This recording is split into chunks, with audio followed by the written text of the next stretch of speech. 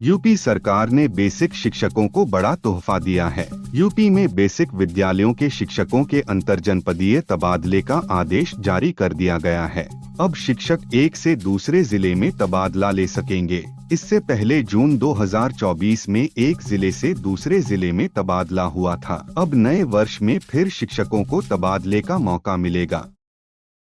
पश्चिम बंगाल की सीएम ममता बनर्जी ने केंद्र सरकार पर हमला बोला है। उन्होंने कहा, केंद्र सरकार कुंभ मेले के विकास पर करोड़ों रुपए खर्च करती है, लेकिन गंगा सागर के लिए एक पैसा भी नहीं देती। मुख्यमंत्री ने यह भी कहा कि केंद्र सरकार ने मुरी गंगा नदी पर पुल बनाने का वादा किया था, लेकिन अब तक इसे पूरा नहीं किया गया है। अखिलेश यादव ने कहा, भाजपा सरकार में भ्रष्टाचार और लूट की कमाई पर कब्जा करने की लड़ाई चल रही है। खुद भाजपा विधायक और नेता भ्रष्टाचार और लूट के आरोप लगा रहे हैं। जनता में भाजपा को लेकर भारी नाराजगी है। भाजपा वोटर लिस्ट में हेराफेरी करके पीडीए का वोट कटवाकर चुनाव प्रक्रिया को प्रभावित करने की साजिश करती है। भाजपा धांधली और षड्यंत्र कर चुनाव जीतना चाहती है।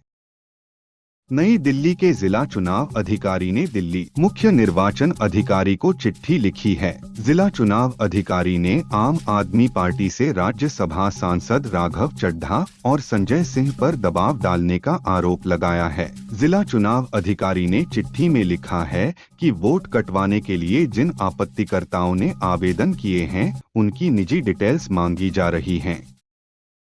भदोही की औराई सीट से बीजेपी विधायक दीनानाथ भास्कर ने यूपी पुलिस के खिलाफ मोर्चा खोल दिया है। दीनानाथ ने गैंगस्टर केस में पूर्व ब्लॉक प्रमुख नंदलाल पांडे की गिरफ्तारी होने पर पुलिस पर सवाल उठाए हैं। बीजेपी विधायक ने सोशल मीडिया पर वीडियो शेयर करते हुए नंदलाल की गिरफ्तारी को गलत बताया है। उन्होंने आरोप लगाया कि नंदलाल को साजिश के तहत गिरफ्तार किया गया है।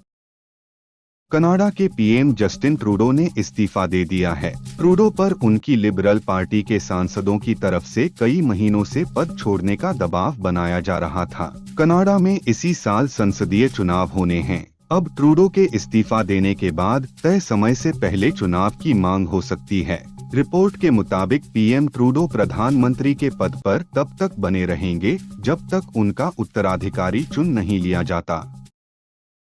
बीते 6 महीने में एफएमसीजी प्रोडक्ट्स के दाम में 20% तक तेजी देखने को मिली है। इस बीच नुवामा इंस्टीट्यूशनल इक्विटीज ने अपनी रिपोर्ट में कहा है कि जनवरी से मार्च 2025 में एफएमसीजी कंपनियां फिर से अपने प्रोडक्ट्स के दाम बढ़ाएंगी।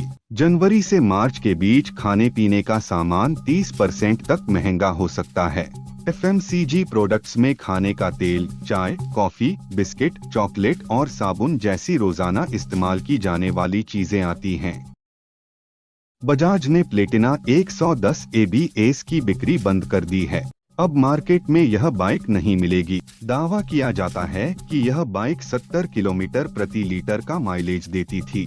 इसकी बिक्री बंद करने के पीछे की सबसे बड़ी वजह सेल्स है। बीते कुछ सालों से इस बाइक को उम्मीद के मुताबिक खरीदार नहीं मिले।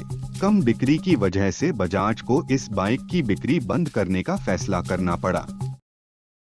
खबर का शीर्षक आपको डरावना लगा होगा। इस मामले में हमारा मकसद डराना ही है। कश्मीर में एक परिवार रूम हीटर की वजह से सोते सोते मौत के मुंह में चला गया। रूम हीटर सर्दी से बचाने के लिए बेस्ट उपकरण है, लेकिन हीटर जलने के लिए कमरे की ऑक्सीजन का इस्तेमाल करते हैं। केरोसिन और gas heater carbon monoxide gas छोड़ते हैं। इससे गंभीर बीमारी के साथ ही दम घुटने की आशंका भी रहती है। इसलिए हीटर चलाएं तो कमरे का वेंटिलेशन अच्छा होना चाहिए। भारतीय रेलवे के लिए सबसे ज्यादा कमाई वंदे भारत या शताब्दी एक्सप्रेस नहीं बल्कि राजधानी एक्सप्रेस करती है।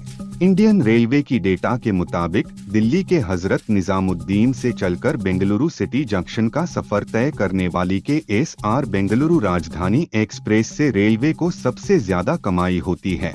इस ट्रेन ने फाइनेंशियल ईयर 2022-23 में 1,06,06,339 रुपए कमाए हैं।